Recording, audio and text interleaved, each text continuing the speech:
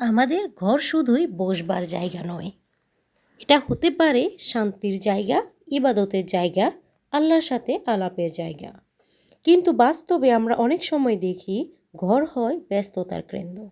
শব্দ, কাজ, দৌড়ঝাঁপ, শিশুর কোলাকুলি, আর আমরা ভাবি ঘরে ইবাদত করা সম্ভব না।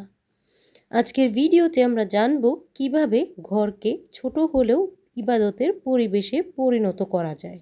কোনো বড় প্রস্তুতির দরকার নেই, আর নারীর দৈনন্দিন কাজের মাঝে সহজভাবে আল্লাহর নৈকট্য পাওয়া যায়। ইবাদতের পরিবেশ মানে কি? ইবাদতের পরিবেশ মানে শুধু নামাজ বা কোরআন পড়ার জন্য আলাদা ঘর নয়। এটি মানে মন, অন্তর ও ঘর একসাথে ইবাদতের জন্য প্রস্তুত করা। যে ঘরে আমরা শান্তি পাই, যে ঘরে আল্লাহকে মনে করি, সেই ঘর আমাদের জন্য ইবাদতের আসল কেন্দ্র হয়ে যায়। ঘর সাজানোর সহজ নিয়ম হলো পরিষ্কার ও সুবিন্যস্ত ঘর। ঘর যত পরিষ্কার, মন তত প্রশান্ত। আলমারি, বই, জামা কাপড় সব কিছু ঠিকঠাক রাখলে মন ঘরে শান্তি খুঁজে পায়। দ্বিতীয়ত, আমরা নরম আলো রাখতে পারি। সরাসরি ঝলমলে আলো নয়, সফট শান্ত আলো, যেমন একটি ল্যাম্প বা সূর্যাস্তের আলো, এটা মনকে আল্লাহর দিকে খোলে। তৃতীয়ত, আমরা শান্ত কোণ রাখতে পারি।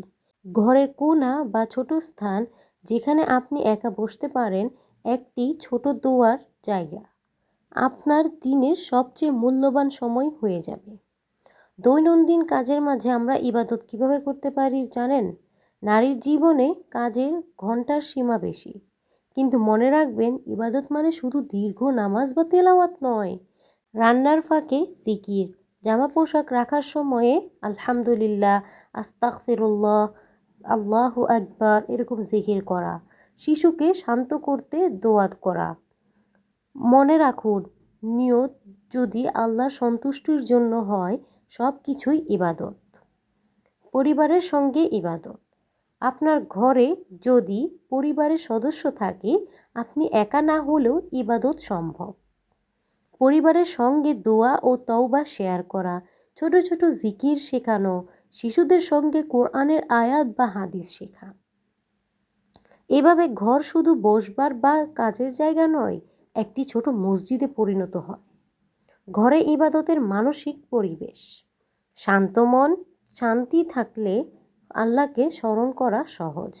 আলাদা সময়, প্রতিদিন 5 হতে 10 মিনিট শুধু আল্লাহর জন্য বরাদ্দ রাখুন। তৃতীয়ত, সাজানো পরিবেশ। ছোট ফুল, মোমবাতি, নরম আলোকে মনকে আল্লাহর দিকে টানতে পারে। ঘর মানেই সোয়াবের জায়গা।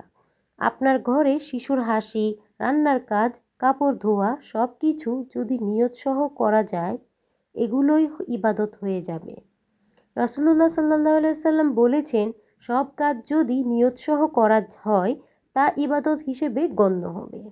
এটি স্মরণ রাখলে ঘরের প্রতিটি কোণ, প্রতিটি মুহূর্ত আপনার জন্য সোয়াবের জায়গা হয়ে যাবে। আপনার ঘর এখন থেকে কেবল বসবার জায়গা নয়, এটি হতে পারে শান্তির জায়গা, ধোয়ার জায়গা, আল্লাহর সঙ্গে আলাপের জায়গা। আপনি ছোট কাজ করছেন, চুপচাপ ধ্যান করছেন, শিশুকে শান্ত করছেন, সব কিছু নিয়তসহ করলে আল্লাহ তো দেখছেন। আপনার ঘরের প্রতিটি মুহূর্ত, প্রতিটি কোণ আপনার ইবাদতের অংশ হতে পারে। এই ভিডিও যদি আপনাকে সাহায্য করেছে ঘরে শান্তি ও ইবাদতের পরিবেশ তৈরি করতে, তাহলে এটি একটি সদকা হিসেবে শেয়ার করুন। হয়তো আপনার শেয়ার করা ভিডিও কোনো নারীর মনকে প্রশান্তি দেবে, কোনো মা মনে করবে আমি পারি, আল্লাহ দেখছেন। আর যদি চান আরও এমন সহজ বাস্তবমুখী ইবাদতের ভিডিও দেখতে, তাহলে চ্যানেলটি সাবস্ক্রাইব করে রাখুন। ভিডিওটিতে লাইক দিন যাতে আরও নারীর ঘর হয়ে ওঠে ইবাদতের কেন্দ্র। আপনার একটি লাইক, একটি শেয়ার আল্লাহর কাছে সদকা হিসেবে কবুল হতে পারে। আল্লাহ আমাদের সবাইকে ঘরে শান্তি ও ইবাদতের পরিবেশ সৃষ্টি করার তৌফিক দিন। সহজ আমলে সোয়াব দান করুন আর আমাদের অন্তর আলোকিত করুন। আমিন।